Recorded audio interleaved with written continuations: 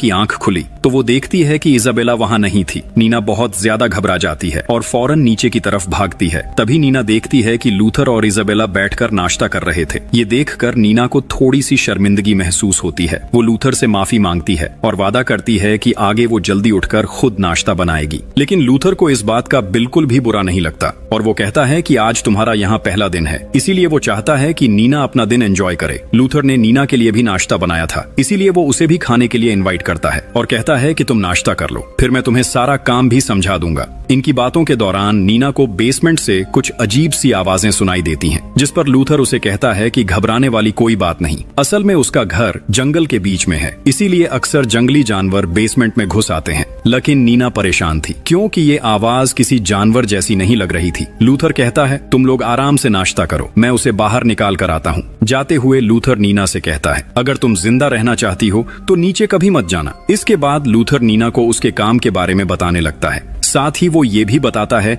कि उसने अभी तक शादी नहीं की, क्योंकि उसे अकेले रहना ज्यादा अच्छा लगता है। चलते हुए वो नीना को घर के बाहर बना एक कैबिन दिखाता है, जिसमें उसके अलावा किसी दूसरे का जाना लूथर को बिल्कुल भी पसंद नहीं। ये उसका पर्सनल कैबिन था, इसीलिए अंदर जाने की किसी को भी इजाजत नहीं थी। रात को लूथर बेसमेंट में जाता है और वहाँ से एक गोश्त का टुकड़ा काट कर नीना को देता है और कहता है कि वो इसे रात के खाने के लिए पका ले। नीना की तबीयत अब भी कुछ ठीक नहीं थी और वो बार बार खांसी कर रही थी, जो देखकर लूथर नीना के लिए एक स्पेशल चाय बनाता है और कहता है कि अगर वो ये चाय पी लेगी तो उसकी खांसी बिल्कुल ठीक हो जाएगी। लूथर बताता है कि ये चाय उसके डैड उसे बचपन में पिलाया करते थे जब कभी वो बीमार हो जाता था। नीना को थोड़ा सा अजीब महसूस होता है, लेकिन फिर वो चाय पी लेती है। चाय का टेस्ट तो काफी अच्छा था, लेकिन पीते ही उसे चक्कर आने लगते हैं और वो धीरे धीरे गहरी नींद में चली जाती है। अगली सुबह नीना उठती है तो वो खुद को बिल्कुल फ्रेश महसूस करती है। उसकी तबीयत भी बिल्कुल ठीक थी और खांसी भी खत्म हो चुकी थी। लेकिन लूथर उसके रूम में आता है और उसे वहीं चाय ला कर देता है। इस बार नीना खुशी से बिना हेजिटेशन के वो चाय पी लेती है। इस बीच लूथर उसे अजीब नजरों से देख रहा होता है। ऐसा लग रहा था जैसे इस चाय के पीछे लूथर का कोई बहुत बड़ा मकसद है। नीना एक बार फिर से गहरी नींद में चली जाती है। उसे समझ नहीं आ रहा था कि चाय में ऐसा क्या होता है जिसे पीने के बाद उसे इतनी ज्यादा नींद आ जाती थी। लेकिन नीना इस बात पर ज्यादा ध्यान नहीं देती और अगली सुबह